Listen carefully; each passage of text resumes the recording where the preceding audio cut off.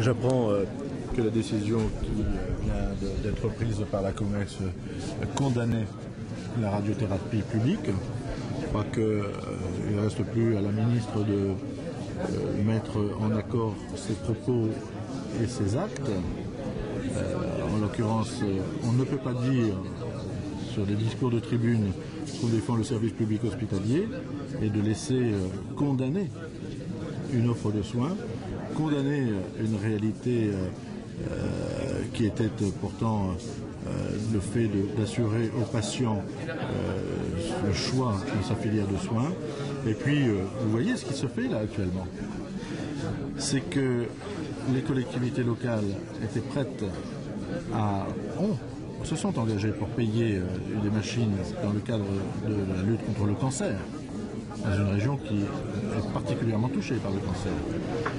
La région s'est indiqué qu'elle le paierait, et aujourd'hui, le gouvernement s'apprête à refuser à donner l'autorisation pour pouvoir utiliser cette quatrième machine. Alors ça, vous voyez, il y a des moments où il faut sortir du double langage, du double discours, et il faut, excusez-moi l'expression, arrêter d'enrober le bonbon et d'essayer de nous faire passer les pilules. Là, c'est si ça se confirmait, un mensonge. 2, je crois, un acte très grave contre la santé publique et contre la liberté du patient d'avoir le choix de sa filière de soins. Qu'est-ce que vous allez faire maintenant? Interpeller, et puis mettre chacun devant ses responsabilités.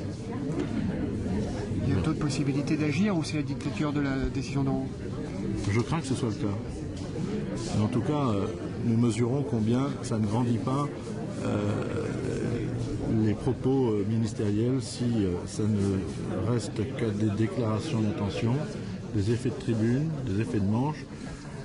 On se débarrasse de la difficulté en disant oui, nous sommes attachés à l'hôpital public. Et puis dans les faits, on condamne l'hôpital public, en tout cas une activité importante de l'hôpital public.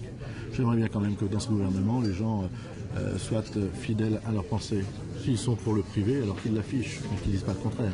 S'ils sont pour qu'il n'y ait pas de choix de la filière de soins, alors qu'ils le disent et qu'ils l'assument.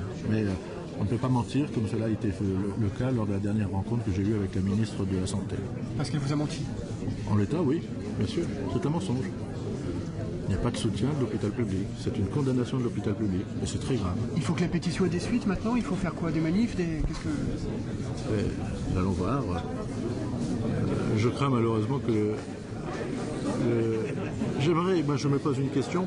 Quels sont les intérêts sordides qui font qu'il y ait des personnes qui aient intérêt à ce que l'hôpital public ne développe pas son offre de soins et que l'on laisse le privé avoir le monopole de cette offre de soins dans le cadre de la cancérologie?